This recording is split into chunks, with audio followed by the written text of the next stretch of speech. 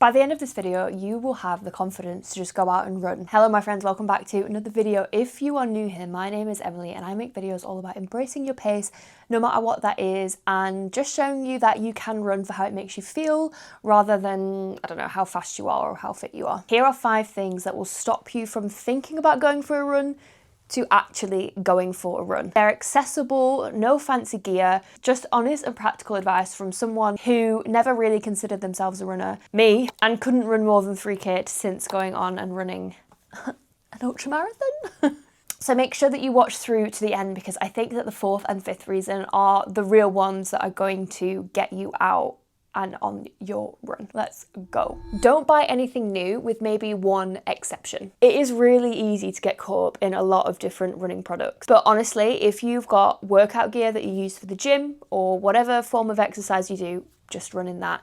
You don't need to get any specific running leggings, running shorts, a running vest. Just forget all of that. I'm pretty sure that even for my first couple of runs I ever did, I didn't run in running trainers, which I'm not necessarily recommending because I don't want you to get injured and you want to be as comfortable as possible. But there are ways to save money on running trainers. You don't need the newest model. You don't need the brand name. One thing that you could do is you can save a lot of money by buying an older pair of trainers, like as in an older model. And there are other ways to save money on trainers too, like looking at Vinted, Depop, eBay, trying to find some new trainers that maybe don't fit someone else.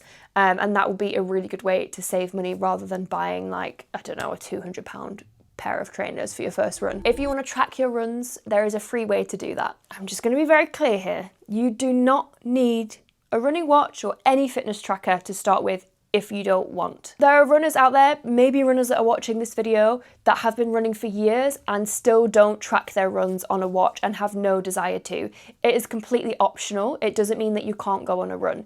If you are really interested in the data, how far you're running, what your pace is, anything like that, you can just download the Strava app on your phone. It is free to track those things. Yes, it's not as accurate as using a watch that has built-in GPS, but at this point, who really cares? It's just about understanding patterns and seeing a glimpse of the data. So please don't feel like you need to get a running watch to start running. Yes, they're great for data, but no, they're not essential. Find a quiet place if you are nervous. Okay, so now we're thinking about going out for maybe our first run. I remember the thought of people seeing me run being the most embarrassing thing in the world, okay? And as someone who wasn't used to exercising, let alone exercising for my whole postcode to see. So the thought of going out for a run is very vulnerable and really intimidating to some people. So maybe have a think about areas close by to your house, or somewhere you can drive to or get public transport to, and somewhere that you know and that you feel comfortable in, and maybe there's less footfall there. It's all about being comfortable. I think if you can set up the right environment for yourself, the more likely you are to go out and go on a run. And it really is that simple, of just like whatever obstacles you can think of,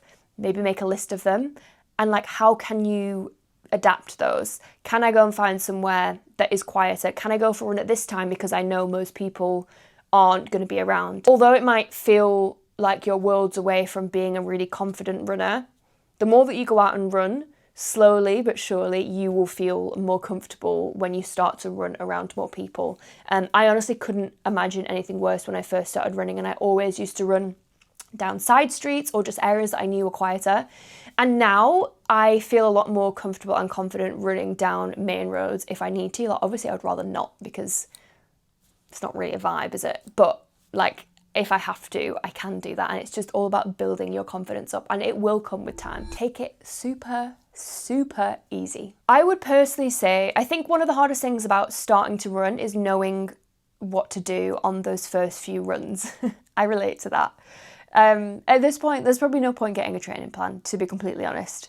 So I would personally go off time. So don't think I'm going to go and run a 5K on your first run. Like, if you can do that, fantastic. But you know what? A lot of people can't do that, and that's nothing to be ashamed of. I would go out and say maybe set a target of being on your feet for like 15 to 20 minutes. And by the way, that doesn't mean that you need to run non-stop for 15 to 20 minutes. I could not do that when I first started running. It was a real process of building up to that. An example of what you could do, and what I personally really still like to do, is run walk. So maybe if you're a very beginner, especially doing like cardio, like, you know, you've not really done much cardio before, maybe just go out, set a timer for 15, 20 minutes, whatever seems doable, and then do 30 seconds of running, 30 seconds of walking, and just repeat that. And I think that will be kind of the nicest and most gentle introduction to running, because you're still getting that rest in between. Spoiler alert, like, it will still count as a run. You can walk during your runs. It is not a shameful thing to do. It is not a running sin. You're not going to be arrested. And actually, it's probably going to make you enjoy running, and it will, I think, positively impact your early days of running. Another thing that I have to say, because I'm big on this slow running message, is run slower than you think that you need to.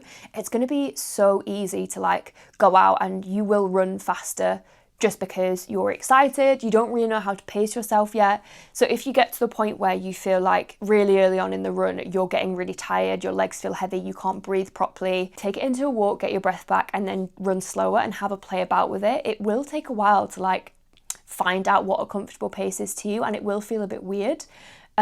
Just trying to figure out what that sensation is like. But there is no shame in slowing it down, and I think that in these early stages of your running journey, you'll actually enjoy it more. And it's not about getting faster or covering more distance in these earlier stages of running. It's literally just figuring it out, finding your feet with it. Do you actually enjoy it? How can you enjoy it more? What works for you and what doesn't work for you? That is what running is about. And the final reason, just start. The hardest thing about running is going for a run.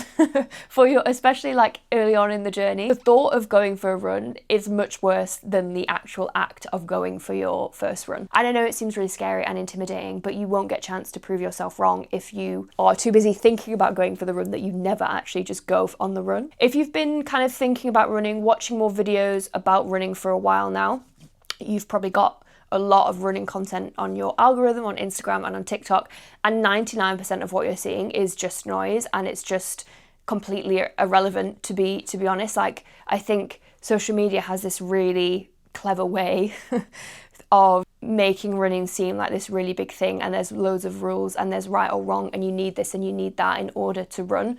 But running is, in its simplest form, just putting one foot in front of the other. Like, everything else surrounding it is just noise. And finally, I just want to say that if running feels hard, that's normal. It's part of the process. It doesn't mean that you're not worthy of running. It doesn't mean that you're not a runner. It just means that you are trying to run. But if it is feeling really hard and really daunting and it's not getting easier, as I said before, just chill out. It's just running.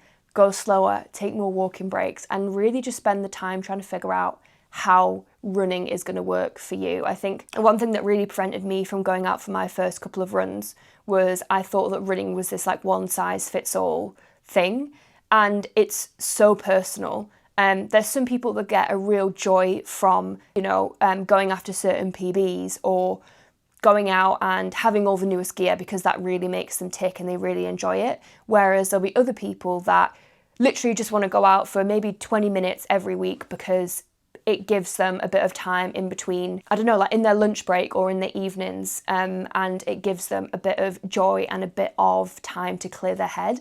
And that is just as valid as somebody who is more fixed on the data and on goals. So don't think that you're not a runner because you aren't fitting into this idea of what you've seen online.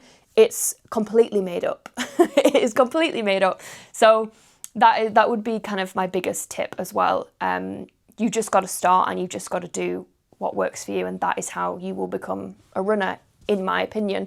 And I think a lot of people who watch this channel share the same sentiment as well. So I really hope that helped. I know these tips were really simple and straightforward, but I wanted to keep it that way because in my eyes, that is what I see running as.